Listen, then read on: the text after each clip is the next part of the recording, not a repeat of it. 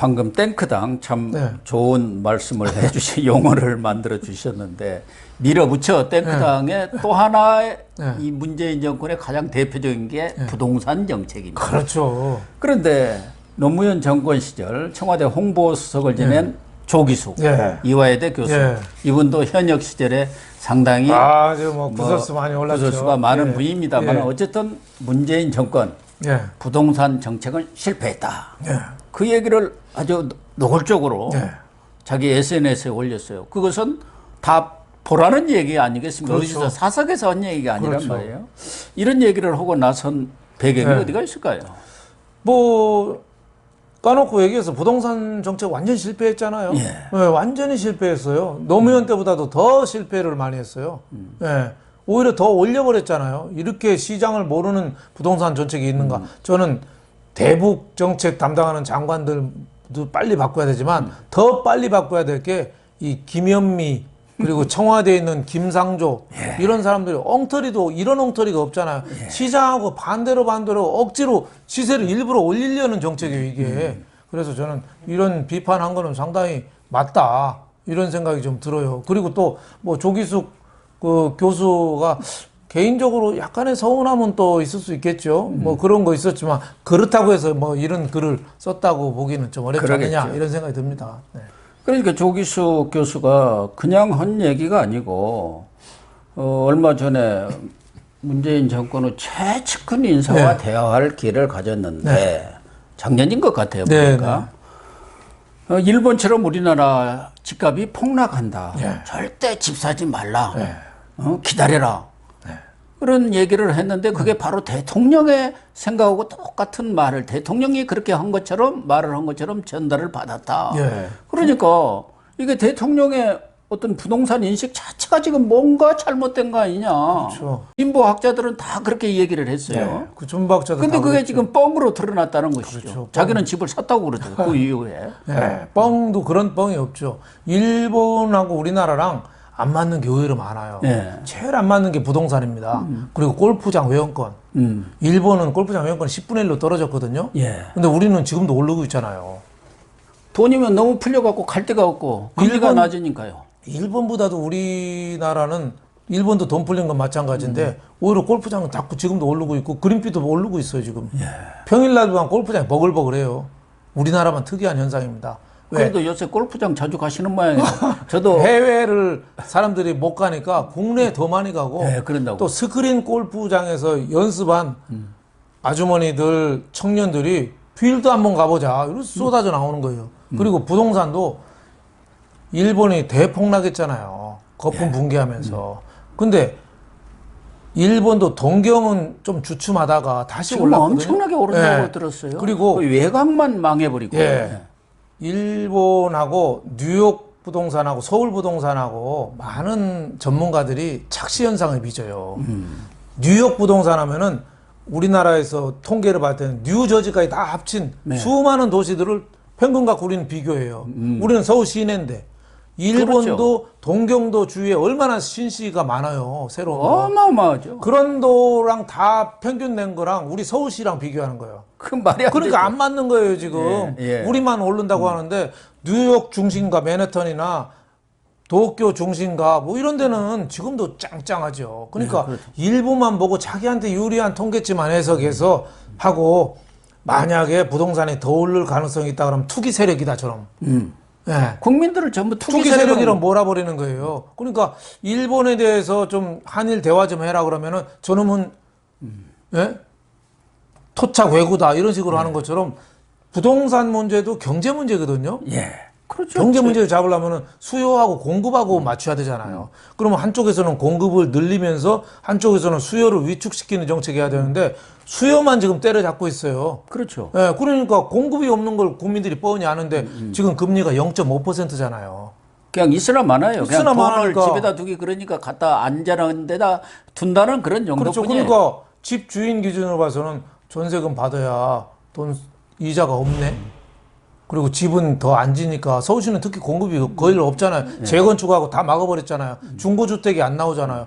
그러니까 전세금 받아야 소용없고 앞으로 공급이 없네? 그 전세금이 자꾸 오르는 거예요. 예, 그러니까 아무리 규제를 해도 소용이 없는 거죠. 그러니까 저는 김현미 장관이나 이런 사람들이 시장에는 한번 가봤는지, 복덕방에는 한번 가봤는지, 그런 데서 좀 얘기만 들어도 이런 우악스러운 대책은 안 나오거든요.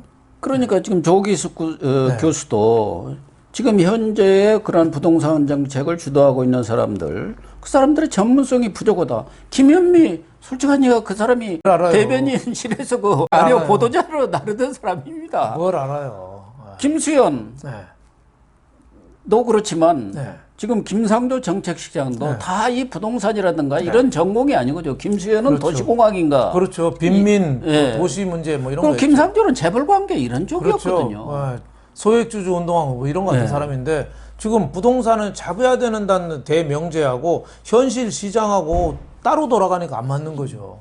그러니까 그냥 지금은 규제 일변도 때려잡기로만 네. 하니까 이게 자꾸 버블이 네. 풍선 효과로 다른 데로 다 번져나가 전국으로 그렇죠. 지금 번져나가지 않습니까? 그렇죠. 그러니까 저 김포 뭐 저런 데까지 지금 오른다는 거 아니에요. 그러니까 김포 강남을 오른다 하니까 또 김포 때려잡겠다고 그렇죠. 자꾸 잡으면 그 안정이 될까요? 난 아주 걱정이 되기 짝이 없습니다. 그래서 특히 문 대통령이 일본처럼 집값이 폭락하니까 집 사지 말라고 측근한테 얘기했다는 건 그건 사실일 거예요 아마. 본인은 그런 생각하니까 또 문 대통령도 경제를 잘 모르는데 잘 모르는 참모들한테 또 보고만 받은 거죠. 예. 그런 식으로 참 그러니까 공급은 안 하고 자꾸 때려잡고 투기 세력과의 전쟁이다 이렇게 몰고 가는데 그런 걸 아니까 정부 고위 관리나 청와대에 있는 고위 공짜 집 안 팔잖아요.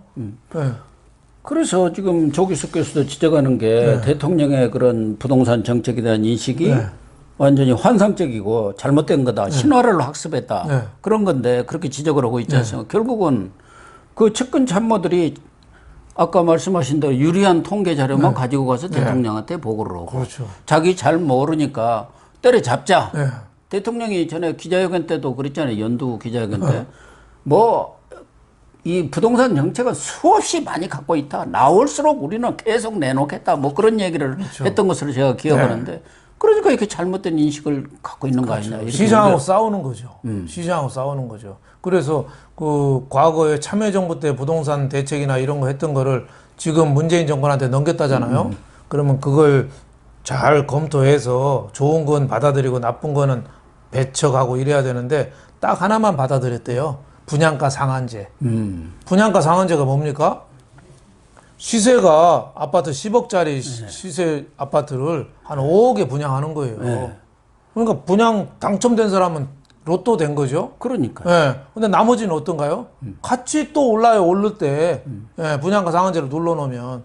그러니까 시장을 완전히 왜곡시켜주는 그런 결과가 나온 거 아닌가 이런 생각이 좀 듭니다. 거기다가 대출이나 이런 걸 전부 막아버리고 또 무슨 갭 투자 못 오게 하는 건 좋은데 보통의 이런 월급 생활자들은 돈을 좀 보태서 전세를 끼고 사고 그래갖고 어떻게 집을 마련을 하지 않습니까?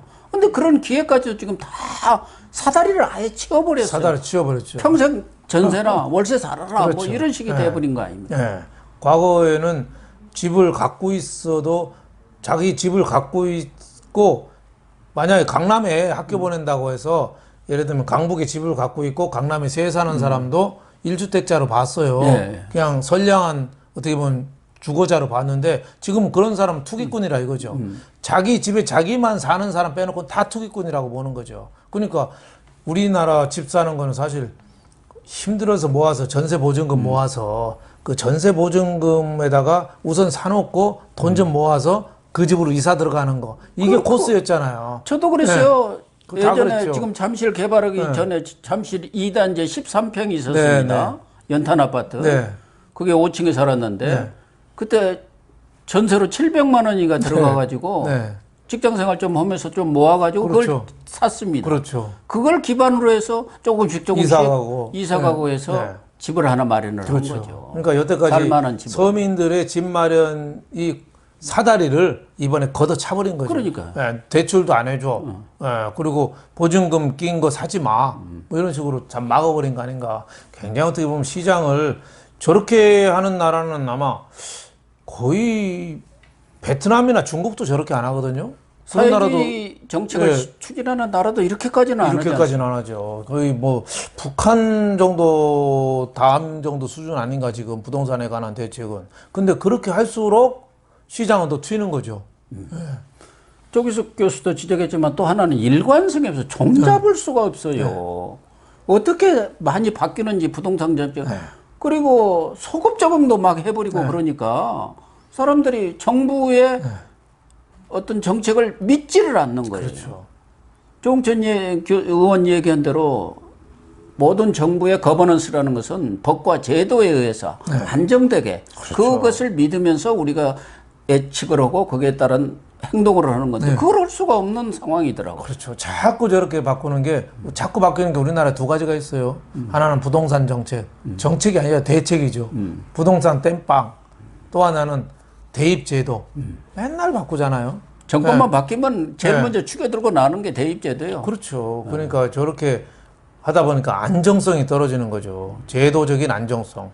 그러다 보니까 이런 얘기도 있잖아요. 지옥으로 가는 길은 선의로 포장되어 있다. 선의로 포장되어 있다. 좋은 뜻으로 한 거는 다 알겠어요. 부동산도 잡고 대입 제도도 일관성 있게 유지한다는데 자기 생각만 갖고 하니까 시장에 닥치고 현실로 닥치면 안 맞는 거죠. 그러면은 투기 세력 탓하고 학부모 탓하고 또 강남 주민 탓하고 자꾸 남 탓하는 거예요. 예. 그런 식으로 이제 국민들이 여태까지는 참았는데 이제 더 못 참지 않을까 이런 생각이 듭니다. 더군다나 더욱 화를 나게 만드는 것은 청와대라든가 고위 공직자들 지금 여러 채 갖고 있는 사람이 지금 수두룩해요. 청와대만 하더라도 그 비서관이라는 거 수석들 팔아라 했는데도 지금까지도 갖고 있잖아요. 그렇죠. 그러니까 대통령이라든가 국토부 장관 또 노영민 비서실장 그런 사람들의 말이 지금 먹히지 않고 있는 거예요. 왜 그러겠어요? 여기서 이따 나가더라도 여기 뭐 봉급 받아봤자 얼마 또 무슨 거기야 5년 다 있을지도 모르지만 1년 있다 나가면 끝인데 왜 수억 원 수십억 원 이익 보는 것을 포기를 하겠어요. 그렇죠. 아니 장하성 정책실장은 분 있잖아요. 지금 주중대사. 그 사람도 그 청와대에 있는 1년 몇 개월 사이에 11억이 올랐지 않습니까? 잠실에 저 아시아 선수촌 아파트. 살았죠. 그 양반은 뭐 금융재산. 그러니까 강남에 왜 다들 올라고 그러냐. 다른 데 살으라는 거 아닙니까? 그렇죠. 이중적인 대책이죠. 강남에 대해서 부동산 대책을 세게 하면서 또 한쪽에서는 또 뭐 개발 계획을 또 발표하고 뭐 이러는데 참 개발 계획도 좋지만 전체적인 또 도시 개발이나 도심 재생 이런 시나리오나 이 청사진을 갖고 있는가. 지금 부동산 때려잡는다고 맨날 저런 식으로 하다가 서울이나 주요 도시가 세계에서 가장 경쟁력 없는 도시로 전락하지 않을까. 저는 이런 걱정도 많이 듭니다.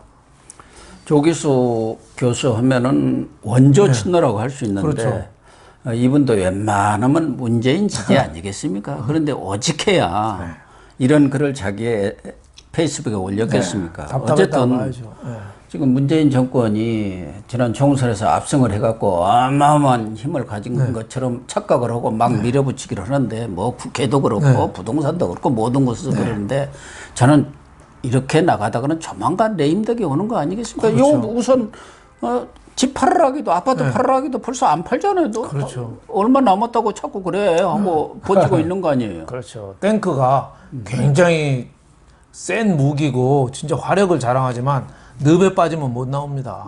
늪에 빠지면 못 나와요. 그러네요. 자동차 뭐 페라리니 뭐 벤츠니 비싼 차가 만약에 진흙탕에 빠졌으면 어떻게 나와야 될까요? 저는 타이어 바람 빼야 나오는 거 아니에요? 더 그냥 엑셀레이터 막 밟는다고 나올 수 있을까요? 더 처박히지? 저는 그래서 지금 정권부터 어깨에 힘도 빼야 된다. 저는 이런 생각이 들어요. 다 할 수 있다고 마치 하늘로부터 무슨 큰 에스컬레이터 같은 칼이라도 받은 양 휘둘르다가는 자기 칼에 자기가 잘린다. 이런 말씀을 좀 드리고 싶습니다.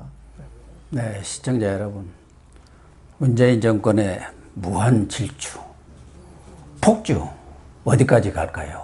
정신을 바짝 차려도 시원찮을 마당에 국민들 억장 무너지는 소리만 하고 있는 사람들 정말 한심하기 짝이 없습니다. 시청해 주셔서 감사합니다.